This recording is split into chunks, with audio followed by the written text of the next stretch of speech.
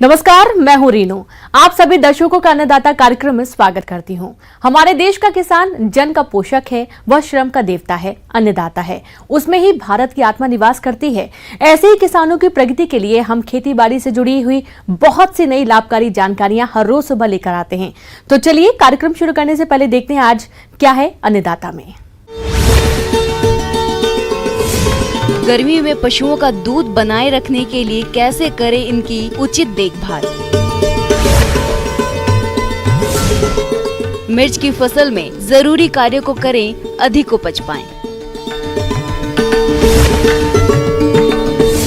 किसान भाइयों, इस साल गर्मी जोरों पर है। ऐसे में मनुष्य का तो हाल बेहाल है ही।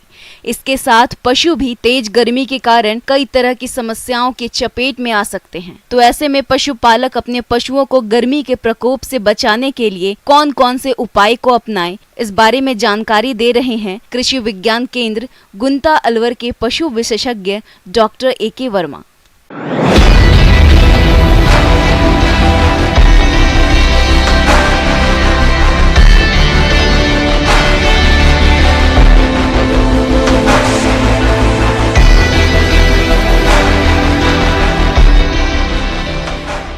पशुपालन में एक विशेष ध्यान देने की आवश्यकता होती है कि हम पशुओं की देखभाल किस तरह से करें ताकि जो गर्मियों का प्रतिकूल प्रभाव है वो हमारे पशुओं पर ना पड़े या कम से कम पड़े।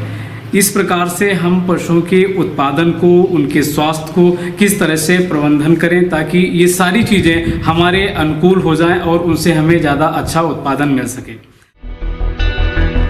किसान भाइयों, राज्य में गर्मी अपने चरम पर है। ऐसे में मनुष्य तो जैसे तैसे अपना बचाव कर लेता है, लेकिन पशुपालक भाई अपने पशुओं की उचित देखभाल नहीं कर पाते हैं, जिससे पशु बेचैन रहता है, पशु हाँफने लगता है और पशु की दूध उत्पादन क्षमता घट जाती है। पशुपालक भाइयों, पशुओं को गर्मी से बचाने के कुछ उपायों को अपनाना होगा ताकि पशुओं में होने वाली हानि से बचा जा सके। पशुओं को सीधी तेज धूप और लू से बचाने के लिए पशु आवास की खिड़कियों, दरवाजों पर जूट के पर्दे लगा देने चाहिए। लू लगने पर पशु को ठंडे स्थान पर बांधें और माथे पर बर्फ या ठंडे पानी की पट्टी बांधें, जिससे पशु को तुरंत आराम मिल सके।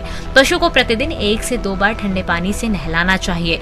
पशुओं को गर्मी से बचाने के लिए पशुपालक उनके आवास पर पंखे, कूलर और फव्वारा सिस्टम लगा सकते हैं। लू की चपेट में आने और ठीक नहीं होने पर पशु को तुरंत पशु चिकित्सक को दिखाएं। दूसरी बात आती है कि पशुओं का हम जो खान पान है या आहार है वो हम इस सीज़न में कैसे उसका प्रबंधन करें। जो हम हरा चारा खिलाते हैं पशुओं को, उसमें भी लगभग 75 से 85% हरे चारे में पानी उपलब्ध होता है, तो उसके माध्यम से भी पशुओं को पानी की उपलब्धता होती है और वो भी उनके शरीर के तापमान को मेंटेन करने में मदद करता है।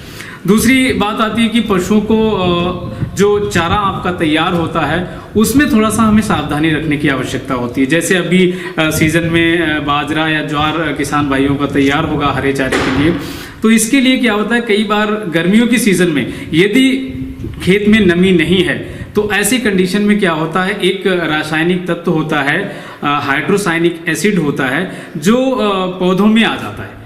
इसलिए यहाँ पर सावधानी ये रखनी है कि जब भी आपका हरा चारा तैयार होता है, ज्वार या बाजरा, उसको आपको पशुओं को खिलाना है तो उससे पहले खेत में पानी देना ज़रूरी होता है।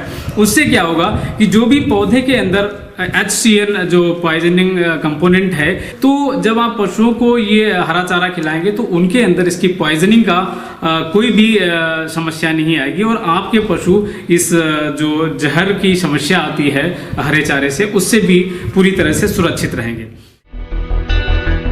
गर्मी के मौसम में पशुओं को भूख कम लगती है और प्यास अधिक लगती है, इसलिए पशुओं को पर्याप्त मात्रा में दिन में कम से कम 3 बार पानी पिलाना चाहिए, जिससे शरीर में तापमान को नियंत्रित करने में मदद मिलती है। इसके अलावा पशु को पानी में थोड़ी मात्रा में नमक और आटा मिलाकर पिलाना चाहिए। पशु के पास पर्याप्त मात्रा में साफ सुथरा ताज़ा पीने का पानी हमेशा उपलब्ध होना चाहिए ताकि जब भी पशु को प्यास लगे पशु पानी पी सके। इसके साथ साथ हमें एक चीज़ और ध्यान रखनी चाहिए कि इस समय पशुओं को हमें जो प्रोटीन रिच जो डाइट है वो थोड़ा सा दलहन वाली चीज़ें, चाहे उसमें दाल की चूरी है, उसको थोड़ा सा हमें मिक्स करना चाहिए। और साथ ही साथ प्रत्येक दुधारू पशु को हमें 50 से 60 ग्राम मिनरल मिक्सर डेली उसे सप्लीमेंट करना चाहिए, उसके बांट के माध्यम से या डायरेक्ट आप चारे में डाल सकते हैं। तो ये सारी चीज़ें जो विभिन्न पोषक तत्व हैं, ये भी पशु के शरीर में गर्मियों के प्रबंधन के लिए आवश्यक होते हैं। इस तरह से अगर आप पशुओं की देखभाल करेंगे, उनका प्रबंधन करेंगे, तो आपके पशुओं का स्वास्थ्य भी अच्छा रहेगा और साथ ही साथ जो उनका उत्पादन सामान्यतः कम हो जाता है गर्मियों के सीजन में, वो कम नहीं होगा और आपको अच्छा उत्पादन मिलेगा। इस तरह से आपको ज़्यादा से ज़्यादा फायदा मिल सकता है।